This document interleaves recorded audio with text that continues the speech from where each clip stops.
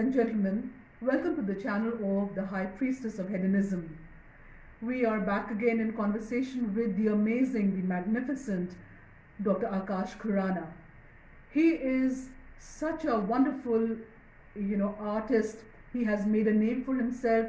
He's one of the most recognized character artists in the Indian film industry today, having done some, absolutely amazing, fantastic roles. His portrayals have been moving. He is a noted theatre personality. He has been a corporate czar and one that had so effectively, so efficiently, so remarkably, having founded and headed several companies. He is now turning an author. He has just written and directed a fantastic film which is garnering so much of recognition, accolades and awards on the international film festival circuit. He is a storehouse of information, of acumen, of talent, of brilliance that I've had absolutely fantastic, delightful time chatting with him.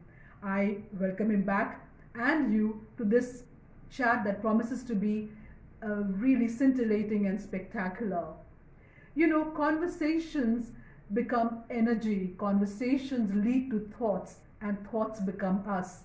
There is no doubt in my mind that this conversation with Dr. Akash Khurana is going to leave you with a lot of questions and as many answers, and is going to put your life into perspective and help you dream big, dream great, and go after your dreams.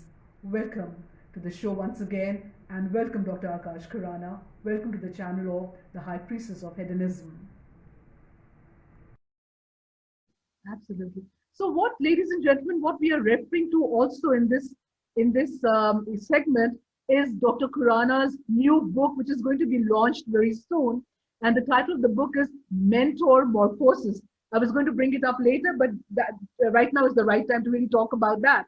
So yeah, reflect a little bit more on the book, Dr. Khurana, on Mentor Morphosis that is going to be launched very soon. Okay, so all of us have mentors. In fact, it's a blanket statement. Yes. There's nobody who doesn't have a mentor, period. Absolutely. And sometimes, and here's the practical side, you have a memory and a gratitude of your mentor in your heart. Because there's been an experience, you're grateful, but that's where it is and it rests. Correct. My view is that just by revisiting our own mentoring history, we'll bring back certain learnings into light that could enrich our perspective for our journey into the future. Fantastic. Especially when we are called upon to become mentors ourselves. So you have been a mentee, you have experiences, some good, some bad, some useful. And when you're called upon to become mentors yourself and educate younger generations about the lessons of the past, this introspection or review becomes very important. Correct. So mine is a case book. It talks about my life and intermittently develops models. So I progressively build what I call the mentor morphosis model. Morphosis is change. Yes. So mentors influence for change by recounting my own personal experience with different mentor types. And in the book, I suggest to readers to do the same, almost like a personal mentoring log. And then by reflecting on their notes, they can contemplate on what or who shaped their lives and what values to avoid or enhance in the future.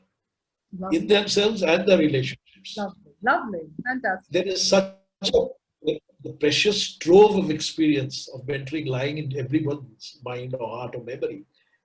It would be a pity not to use it or learn from it and avoid the pitfalls that you experience and whatever. So it's more elaborate. And also another segment of the book addresses the issue of mentoring for creativity. I see. Dwelling on life in the performing arts and things that are required for creativity, like off the cuff, emotional intelligence. That's key.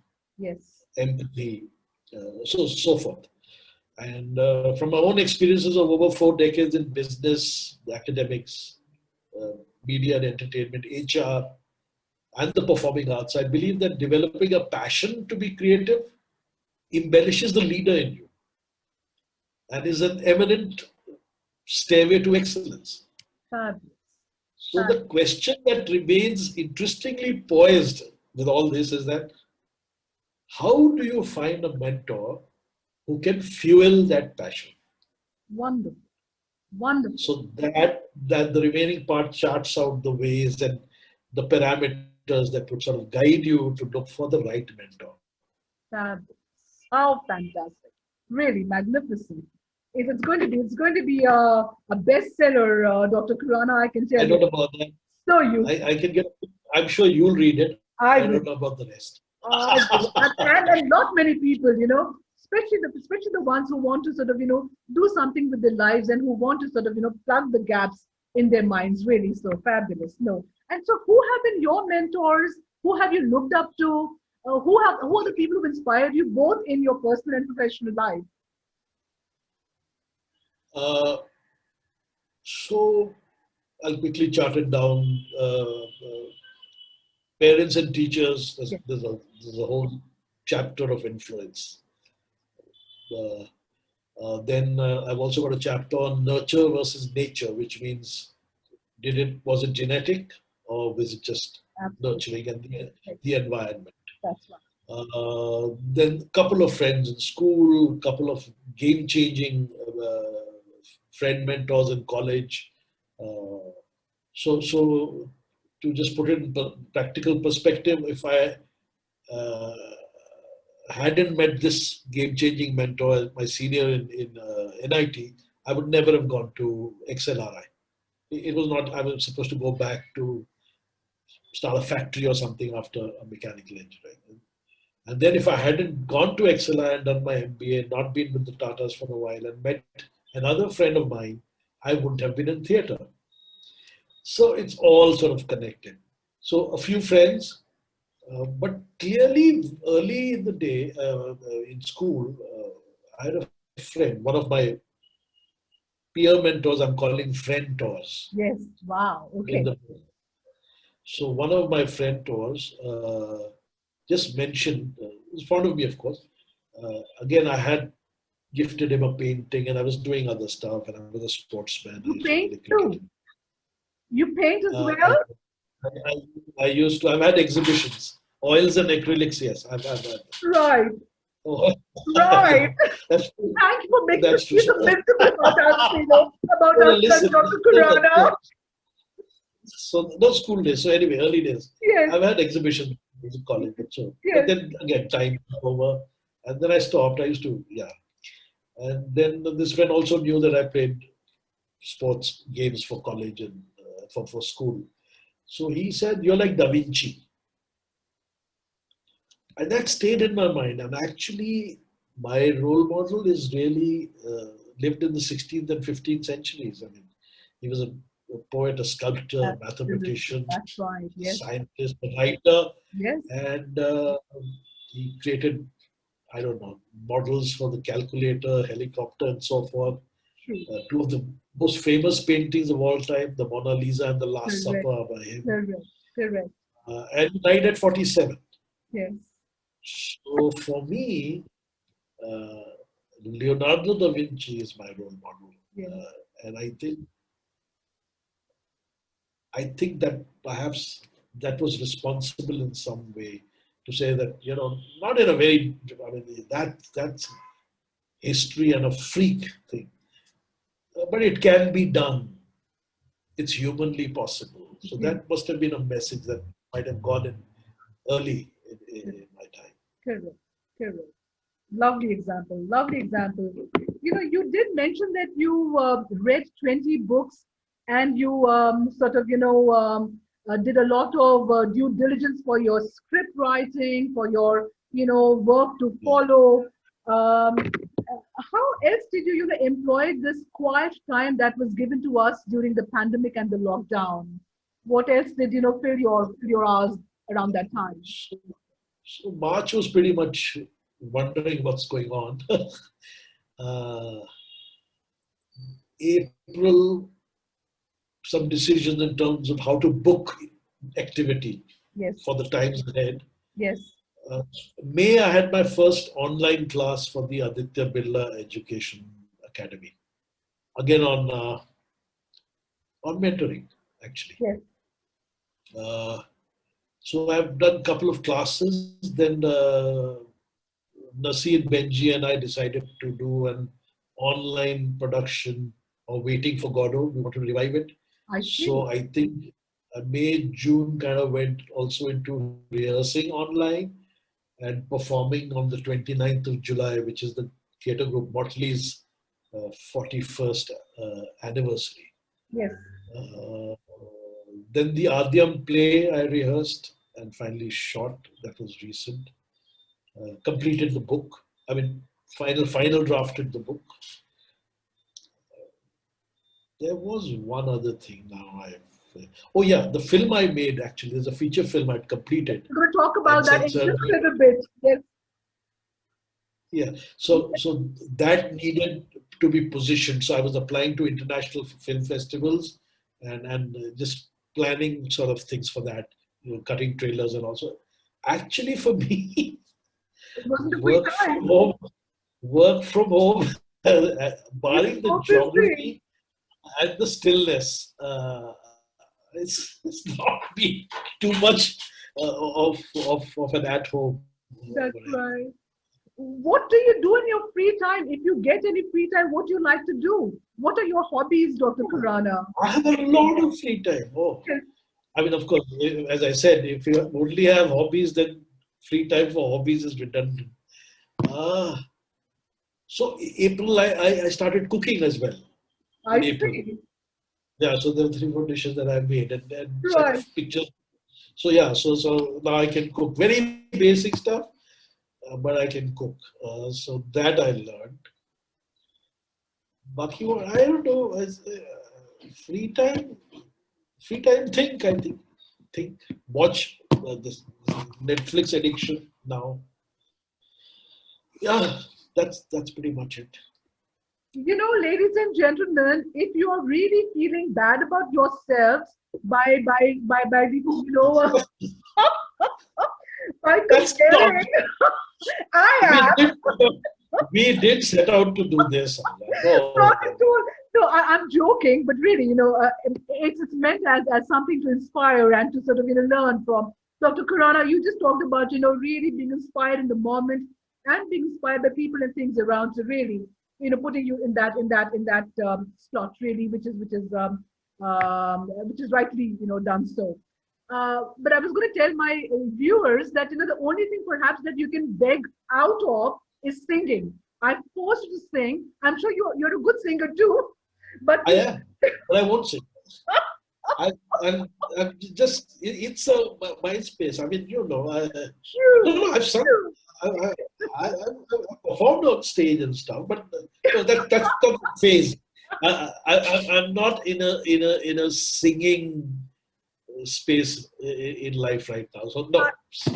I'm considered a bully because I make people, you know, different kinds of people sing on the show, sing otherwise. I'm going to, you know, hold you up with that next time. Next time when we have a chat, I'll give you enough time and we'll make you do that. But but very kindly, what you've agreed to do for us is to recite a sonnet by Tagore. Would you do that for us, please, Dr. Khurana? Yes. So yeah, it's also relevant to the kind of few months that have been that most people have gone through. True. So this is a poem from his collection, Gitanjali. This is how it goes. On many an idle day have I grieved over lost time. But it is never lost, my Lord. Thou hast taken every moment of my life in thine own hands. I was tired and sleeping on my idle bed and imagined all work had ceased. And in the morning I woke up and found my garden full with wonders of flowers. Wonderful, wonderful, wonderful. How nice. How nice, really. No, thank you for your recitation. Wonderful. Dr. Khurana, what is your, you have taught so many people, you have imparted fine lessons. Please tell us, what is your mantra for success? What will be the definition? What will be the, if we were to catch on buzzwords from you to abide by, what is that mantra that you want to give out to us? There's always the risk of making certain important things universal. But actually, it all depends on how someone defines success. Yes, yes, I'm glad to see that. Hence, to each her own mantra to develop and explore. And I don't have a universal mantra. But for me, since Carl Rogers once said that what is personal is universal, for me it is to do good work and leave a legacy that would be beneficial to at least someone. Fabulous, fabulous. And for me, as I said, the core value has always been integrity. So do good work, leave a legacy, do work with integrity. That's my mantra. Fabulous. How fantastic. Really, thank you. And those are really important, touchstone of lessons to sort of, keep in mind while doing anything in life, really. Now, a very sort of important question, because, people get, their nerves get frayed, they get hapless about things when things don't happen their way, or things don't happen in the right fashion for a certain amount of time. So I want to ask you, how should the young, tackle failure? It's bound to happen to each of us in different sort of, degrees. So how should the young really tackle the demon of failure, really? And should that be a demon, really, in the first place?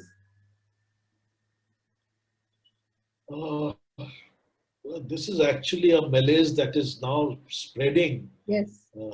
It'll go even beyond Gen Z now. Correct. So for me, the problem is society. Just don't compare. Yes. The Joneses don't matter. Yes. Every individual is unique.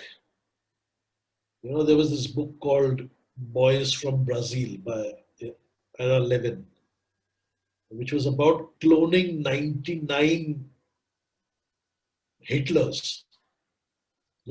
Okay. So these boys were chosen from all over the world, and some DNA of Adolf Hitler was acquired, and they wanted to clone these boys from Brazil who would be, just take over the world. And not one of them even remotely turned out to be like Hitler. So there is a uniqueness in a person. And as I said, the nurture. Your DNA doesn't match with the neighbors. Your environment and growing up has been different. You are unique. And that's why I mentioned at the outset very carefully that success means different things to other people. Correct. But if you simplify your parameters, your benchmarks, bank balances, number of cars, number of rooms in your flat, then you're already in trouble, because the circumstances of each person who's acquired whatever success she or he might have been different. So clearly, don't compare. Yes. Believe in yourself as a special individual that you really are. True.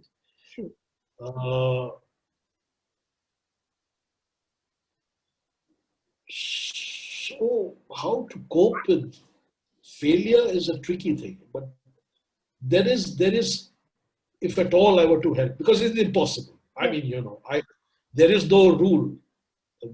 People, including myself, can go off somewhere if some things don't happen. And failures is bad, but life brings in certain things that are not always pleasant, not always sort of what you wanted. So the question, and this I quote actually, there's a lot of talk about the adversity quotient. Yes. So, the higher the emotional quotient, and you have more resilience to not be fragile. Yes. Temperamentally, the higher your AQ, the adversity quotient, so it's a measure of really a method of measuring adversity and your resilience to it. So the key is to strengthen human resilience, but that's a task. But there's a basic way which actually Paul Stoltz himself, Yes. who created the AQ sort of terminology and concept. He himself offers tips to look for the upside in dire circumstances. Now, how do you do that? I used to do this once, of course. What is the worst case scenario of an event? What is the worst that can happen? There are two certainties in life, birth and death. Everything is a variable. So what is the worst that can happen? And I'm not telling you the answer. But imagine, if you're down and out, ask yourself, what is the worst that can happen? And most times it will be, what will someone else think? Yes. Yes. If you cut that out, then probably it becomes a more personal battle. Yes. And then you have to address, and it's not an easy task. That you're a human being. That's the challenge you were meant to deal with. It's what can be done to minimize that potential downside. Correct. Correct. What's the worst that can happen? And if it's that bad, if it is, then how do you cope? The answer is within you. It's within you. Ask for help. But it's nothing that should, the answer should never lead you to down a path which says that your life is not precious. True. That's all I have to say on this. True. And I'm going to share with you what my husband always says and lives by. It's hope. Always keep the hope alive. If you are looking forward to tomorrow, if you have hope that things will become better, you will work towards making it better, actually. And as I mentioned in my mentoring example, to revisit history, look, to understand about tomorrow's, look back at your yesterdays. Yes. Weren't there moments when you really thought you were just up against the wall, down and out, and yet to that yesterday came another tomorrow, and even recently you may have smiled through things that you've considered blessings, even during this time. At least you have that. So if your history is a guide to your future, that's right. Then that's it. And what you said just a second back, just a minute back, that even adversity imparts lessons. So if you reflect on that and you pick up the lessons and move on, then you're already tackling failure and you're sort of emboldening yourself to handle it better. Because actually, interesting. I mentioned earlier that don't compare. Yes. But I meant really don't compare success, because it has different definitions. Correct. But if at all you were to compare other people's failures. Yeah, fabulous. With your own, because there's the old saying that everyone heard in school that I cribbed about my old torn shoes till I saw a man without feet. Yes, I was just going to say that. There is no better way to combat adversity than that particular thought. It goes something like, I used to have the blues for I had no shoes. Until upon a street I found a man with no feet. So, wow. How profound. Brilliant. How profound. Lovely. Must be important since you remember it. Yes, it is. Definitely. I'm so flattered. I'm not very good at this, but I can. No, but it's beautiful. You said it. I just had it in my mind to say that you are wonderful. Great. That's lovely. Yes. Dr. Khurana, I believe that every human being, every individual, every company has the propensity to do something largely good for the society, for the universe we live in. Everybody has or should have that as their main raison d'etre. So I want to ask you, how can films and theatre, because they're such a public medium, such a visual medium, how can they be catalysts for social change? So it's easy to propound that they can be major sort of instruments of change. And it's true. But it's not black and white. It's in a zone of some complexity. So firstly, to my mind, that process of whatever expression, communication, reaching out is really subliminal. No one goes to the movies unless you are in the business of watching documentaries and social themes and stuff. Unless you belong to that niche that is clearly True. there for that kind of engagement. Yes. But most people who watch movies, including movies on social themes, go for stimulation, engagement, cerebral or otherwise, entertainment, infotainment. Correct. But the process of change, if it were to happen, would happen subliminally. Yes. So in a more sort of tangible way, if a film or a play based on social themes is engaging, Yes. it can create awareness Correct. and help in changing people's perspectives. True. But it's not about any audience. It is equally important that the right stakeholders see such films or plays, Yes. who are really the agents of change. It's not for the common man. The common man can get awareness, of course, perspectives can change, want change. Yes. But the stakeholders need to be influenced more by a film or a play to really influence that change. Correct.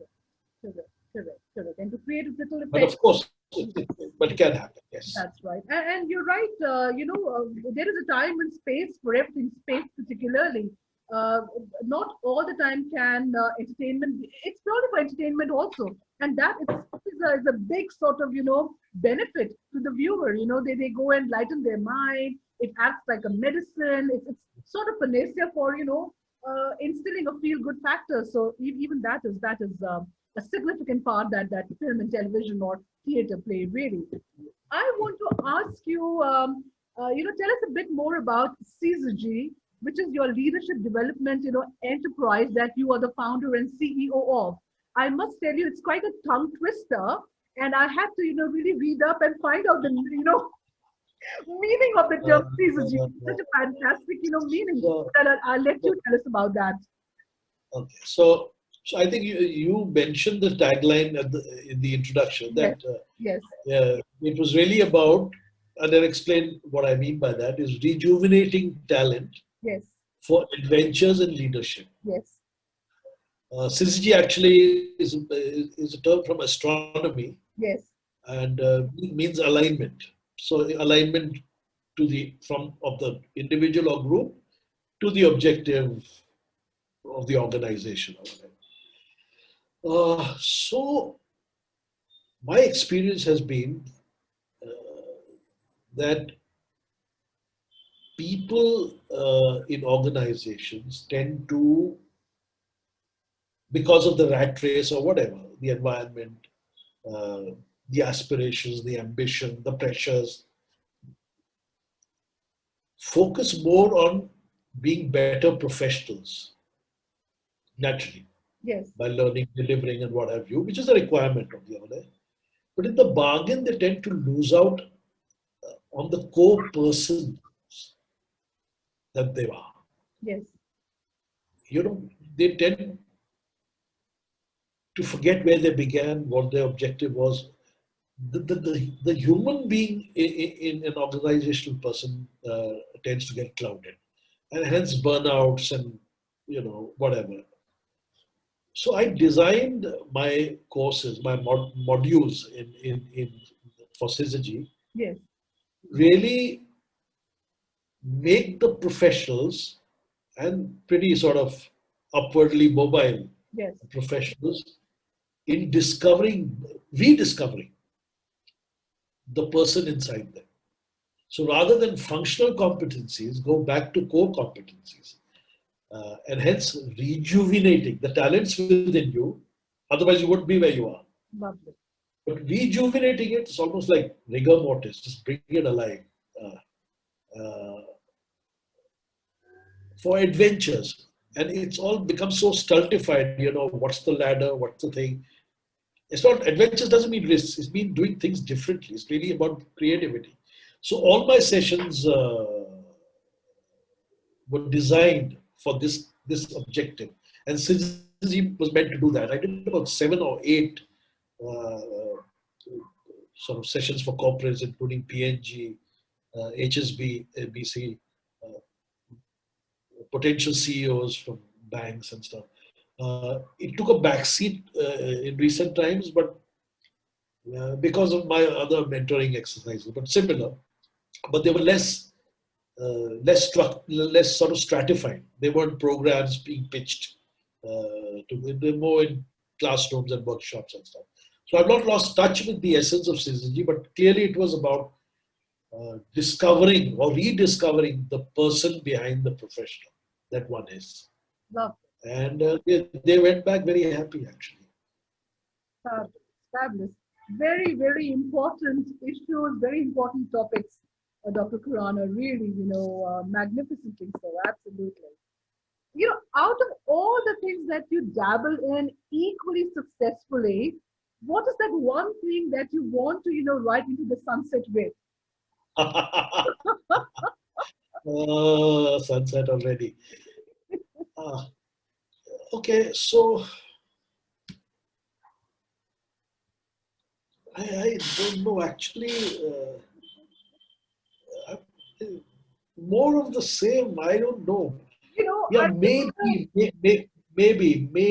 Yeah, I know. I would actually like to become more accomplished as a musician on the piano. I started learning late. And I think for me, also because of the very sort of circumstances of riding into the sunset, I think sitting on a piano and playing more, provided my motor skills don't die out, I think, yeah, music would be what I'd like to ride out on. I just had an image flash across the scape of my mind when I asked you that question.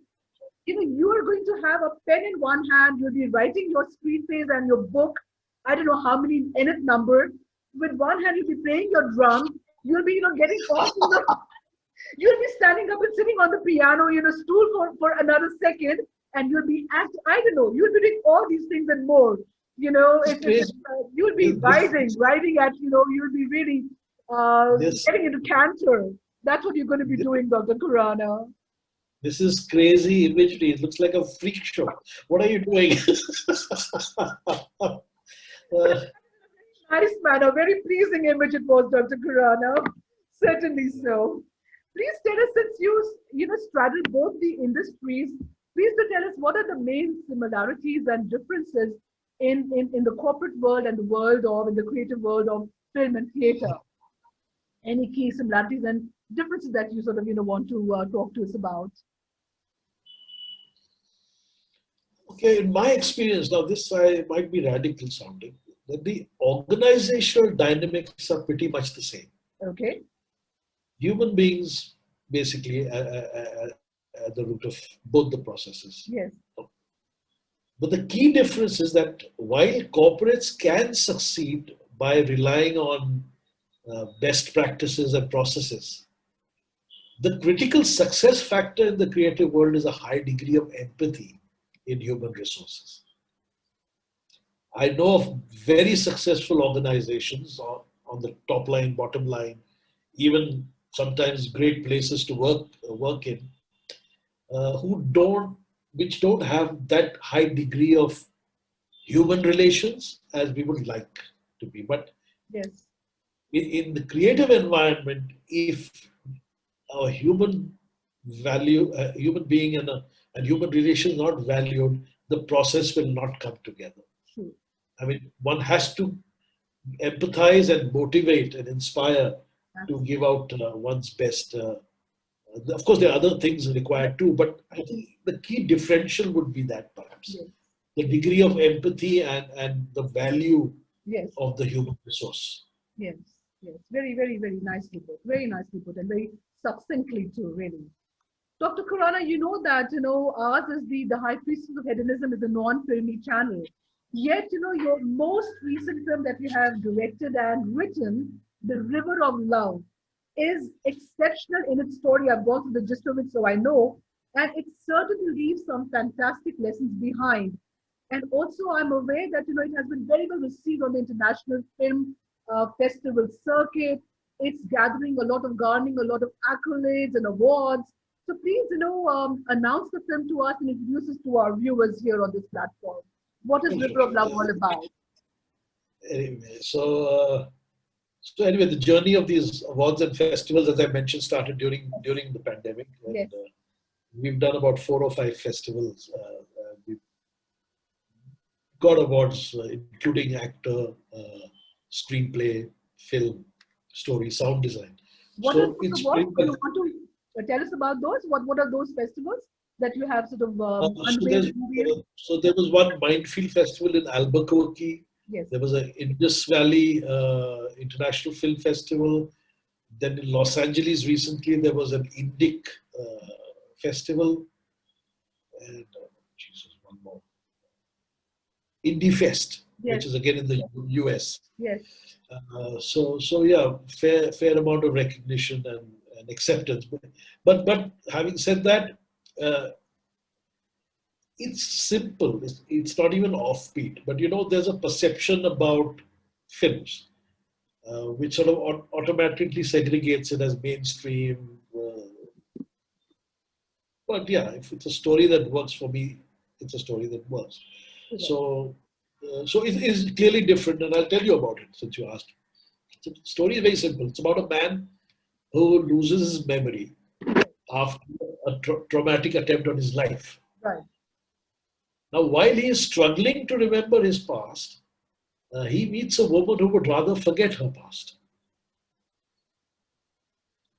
So he wants to remember, she wants to forget. Now, they undertake a mystical journey down the Ganges. Right. Little do they know that their pasts are intertwined, and the journey at the end will actually transform their lives. But it's part film noir, it's part journey story, but the film is actually in the genre of magic realism, because of mysticism. Correct. And it's down the Ganges. Quite. So the Sangam, the Kumbh Mela, Banaras, Nirvana, all those elements, Lovely. multi-layered. Yes. So in the genre of magic realism, the story is grounded in a realistic space and situation, but in which unusual events take place, sometimes without a rational explanation. But to the characters and the narratives, there's nothing odd or magical about them. Correct. Correct. Also being so involved in mainstream cinema, once I got the opportunity to sort of do something personal, yes, I thought, why not at this stage in life? Beautiful. Yeah, maybe storytelling that needed much more contemplation, a little bit of patience for the audience, yes, a little more mysterious, more impenetrable, more poetic, more soulful. I don't know. Excuse me. And what resonates with me is the wonderful, the magnificent premise, Dr. Khurana. A person who has lost his memory and is, craving to, dredge some bit of it from wherever it has gone, and a woman who would like to forget her past. My God, what a dichotomy! What a hard-hitting dichotomy that is. And their pasts are intertwined as they discover. So the ending is very epiphanous and mystical. Yeah. When is it being launched, unveiled in India, Dr. Khurana? So actually, I'm first building credibility with these festivals. I've already got one international deal in place. So it's really because of the nature of the film. Correct. A little continental in its kind of taste. But meanwhile, I'm pitching at these times, because of interaction in the markets, we'll have to wait a bit till maybe the OTT platforms take. But it's a film I wanted to make. It's made. No, fabulous. Not accountable to anybody.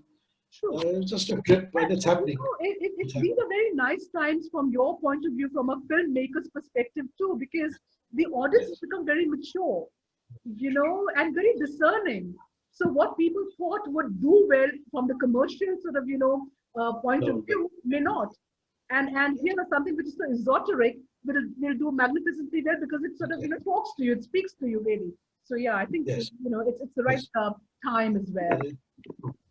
Lovely. I wish you all the very best for this, and many more to come, really. Yes. Thank you so much. Inshallah. Dr. Khurana, that brings us to the end of our fantastic chat, and I really want you to surmise all those lovely things we've talked about. I want to have you tell us, what is your guru mantra to the young to discipline themselves, to really optimally reap time. You talked about time management in the very beginning itself, to realize all their dreams and to really endeavor to make their life most meaningful and enriching. What are the few Guru mantras that you'd like to, leave behind? My mantra is really the Jugalbandi principle. Yes. Of course, don't stop dreaming. Yes. Make sure you follow your dreams with passion, but passion is not enough. Okay. Walt Disney said, if you can dream it, you can do it. Absolutely. But I have a rider. Yes. If you can dream it, you can do it. Yes. But only if you are very good at doing it. Yes. Yes. So there's no illusion. I'm not going to make any false. It's got to be done the way it's got to be done. Love. Yeah. With just that simple, thought that you're putting on the table, you're sifting the chaff from the grain. Strive to be different and strive to be better than the hoi polloi, really, isn't it? You said it very well. Fabulous. So really, would you please, end this session with a fantastic recitation of Iqbal? You're going to do that for us? Yes. Please. So yeah, this is in context, it's wonderful. Allama Iqbal's the stanza. It says, मंजिल से आगे बढ़कर मंजिल तलाश कर, मिल जाए तुझको दरिया समुंदर तलाश कर। हर शीशा टूट जाता है पत्थर की चोट से, हर शीशा टूट जाता है पत्थर की चोट से, पत्थर ही टूट जाए वो शीशा तलाश कर। Oh my God, amazing. क्या बात है, क्या बात है, very nice, beautiful. Absolutely, and you chose the right sonnet to end our session with and to define what we spoke about for this length of time, really. Ladies and gentlemen, I can't tell you how happy I have been with our conversation, how meaningful I've found it to be, and I have no reason not to believe that you're going to find it just the same. The few points that I'd like to reiterate from my fantastic conversation with Dr. Akash Khurana has been, have an insatiable spirit, have an indefatigable attitude. You can do so much and more. Dr. Khurana's mentor has been, Leonardo da Vinci, who was so much more in his short life. So there's no end to what you can do, what you can dream, what you can achieve. Pick up the right role model. Pick up the right mentor who will fuel your passion. Keep your passion ignited. Be curious about everything around. There's no limit to, how much curious and how much you can be and how much you can learn. Keep scaling up every waking moment. There are your own Mount Everest to, climb to, whatever you envision them to be, however you envisage them to be. Be discontent about the right things. Don't be satisfied with just the normal. One more important thing is do things with utmost integrity. And, always wish to leave a legacy. And like Dr. Khurana has had, have a ball while you're doing all of this. Have fun. Yes, please, Dr. Khurana. I have just one more line to add, if you will allow me. This is to whom you're perhaps addressing what you just said, is be very careful about what you want, because you might get it. You might get it. Fascinating, right? And it's so meaningful for all of us, really, because there's this, desire to want more, want this, want that, and the other. So really be careful about what you wish. It may come true. So fantastically surmised, Dr. Khurana. I thank you so much from the bottom of my heart for making this time for us, for giving so much of yourself to us, for investing your valuable insight and inputs, and sharing it with us on this platform. Thank you, Dr. Khurana. I wish you all the very best for all your endeavors. Good luck for the movie. A huge amount of loads of love for the book as well. Thank you. Need it all. And it was a pleasure being there. Thank you. Ladies and gentlemen, we'll meet you again on the same platform pursuing pleasure, being hedonistic in our special way. Before you go away, do not be in a hurry to leave off. Do share, subscribe, and like the channel, The High Priestess of Hedonism. Bye for now.